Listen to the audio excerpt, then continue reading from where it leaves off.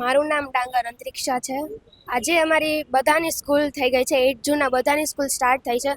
અહીંયા અમારા ટીચર્સ અમને તિલક કરી અને મસ્ત અમને બધાને ગીત ગવડાવીને અમારો સ્વાગત કર્યો હતો. તિલકથી ને ફૂલથી અમારો સ્વાગત કર્યો હતો. હું ઉનાળાના વેકેશનમાં ઋષિકેશ ગઈ હતી એક કેમ્પ દ્વારા. ત્યાં અમે બંજી જમ્પિંગ કર્યું હતું, રિવર રાફ્ટિંગ કર્યું હતું. બહુ અમેઝિંગ એક્સપિરિયન્સ હતો. આજે અમે લોકો 1 મહિના બાદ આવ્યા છીએ, તો પહેલો દિવસ તો સારી રીતે જાય છે અને હું આજ શુભકામના દઉં છું બધાને કે બધાનું આખું યર સારી રીતે જાય.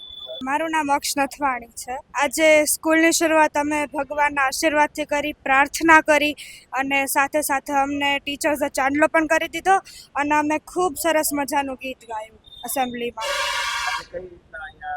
આજે અમે લોકોએ સંસ્કૃતમાં મંત્ર ઉચ્ચાર કર્યા અને સાથે સાથે ધ્યાન પણ કર્યું. વેકેશનમાં હું મારા માસીના ઘરે આણંદ ફરવા ગયો હતો.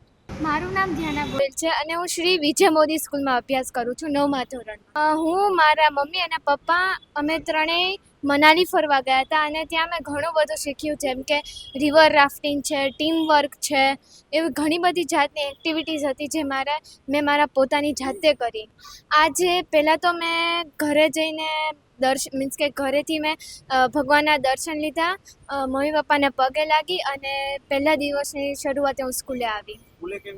બધા ટીચર્સ ને એ લોકોએ અમને બધાને ચાંદલો તિલક કરી દીધો અને પગે લાગીને અમે સ્કૂલે આવ્યા. રચિતા આચાર્ય. ઉનાળુ વેકેશન પૂરું થયું, વિદ્યાર્થીઓ બધા ફરીને જલસા કર્યા. હવે સ્કૂલ ચાલુ થઈ છે, બધાને મજા આવી છે. સ્કૂલ ખુલે એટલે વિદ્યાર્થીઓને મજા આવે અને ભણવાનું એનું સરસ આગળ ચાલુ થાય. ના વેકેશનમાં ગીરમાં ફરવા ગયા, મજા આવી. ના બાળકોને હવે મજા આવે છે. આટલું ફરીને આવ્યા પછી ભણવાનું મિસ થતું હોય એટલે છોકરા સ્કૂલે આવું પણ ગમે. હું ડોલી વાજા, પ્રિન્સિપલ શ્રી વિજય મોદી સ્કૂલ. શાળા 3-4 દિવસથી તો તૈયારી કરી. આજે ટીચર્સ લગભગ સવારે 6 વાગ્યાથી આવ્યા છે. એમના ક્લાસરૂમ અરેન્જમેન્ટ, ક્લીનલીનેસ બરાબર છે કે નહીં, ડેકોરેશન્સ કરવા, એમનો પ્રોગ્રામ્સ આયોજન કરવું, એક સ્પેશિયલ એસેમ્બલી એ લોકો માટે પ્લાન કરવી. બાળકો બહુ જગ્યાએ ફરીને આવ્યા હોય, એમના ફેમિલી સાથે સારો એવો ટાઈમ સ્પેન્ડ કર્યો હોય, તો હવે ફર્સ્ટ ડે હોય તો એ લોકો એક્સપેક્ટ કરતા હોય કે શાળામાં એમના માટે કંઈક સ્પેશિયલ હોય.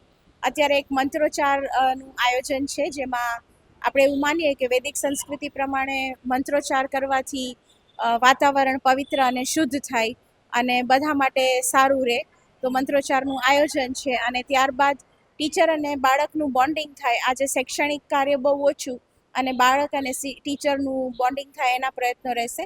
અને ત્યારબાદ બાળકોની સાથે વાત કરવામાં આવશે કે શાળા વર્ષ દરમિયાન કયા કયા પ્રોગ્રામ્સ રાખવામાં આવશે, જેથી કરીને એમાં એ લોકો કઈ રીતે એમાં ભાગ લેશે અને એ લોકો કઈ રીતના મેનેજમેન્ટમાં ભાગ લેશે. તો ઇટ્સ ઓલ અબાઉટ પાર્ટિસિપેટરી અને બાળકો એમાં ભાગ લેશે.